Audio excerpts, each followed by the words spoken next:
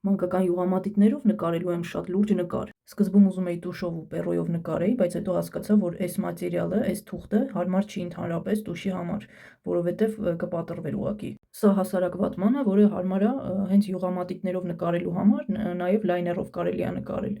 ու մատիտներով։ Առաջին անգամ եմ փորձում յուղամատիտներով լուրջ նկար նկարել, որովհետև պետք է ես այդ անեի այդ փորձը, որը ինձ կօգներ ավելի աճել։ Այսօր ամբողջ օրը գնաց այս նկարի վրա, բայց դե կարևոր նկար էր, ընդհանրապես չեմ նեղվում։ Մի քիչ շատ խոսեմ յուղամատիտներից։ Շատ հետաքրքիր մատերիալ է, պրոստը ունի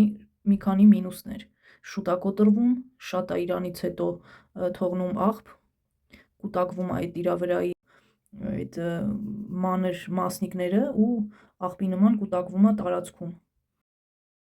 Ու հետո անընդհատ ուժ պիտի գործադրես, որ մի քիչ ավելի արտահայտիչ դառնա։ Օրինակ ես այնքան եմ ուժ գործադրել այս նկարի վրա, որ հիմա թևս ուղղակի չեմ կարողանում շարժել։ Ֆոտոապարատով վերջում նկարելուց մի կերպ եմ կարողացել ապարատը պահել, որովհետև ահավոր թևս հոգնել էր։ Ու ընդհանրապես շատ եմ դադար տվել այսօր այս նկարը նկարելուց, որովհետև ուղղակի չէի կարողանում թևս շարժել։ Եթե ուզում եք նկարել այս մատերիալներով, պետք է պատրաստ լինեք նրան, որ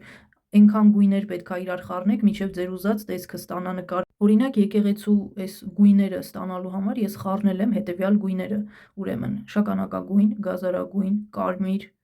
շատ մուգ վարդագույն, մանուշակագույն, կապույտ, սև, դեղին և էլի մի քանի գույներ։ Դետալների վրա աշխատել եմ շատ քիչ ինչ-որ բաներ ձևափոխել, որովհետև այս մատերիալը այնպիսին է, որ ինքը ավելի շատ դետալների վրա աշխատելուց նկարը ավելի վատ տեսքի է գալիս։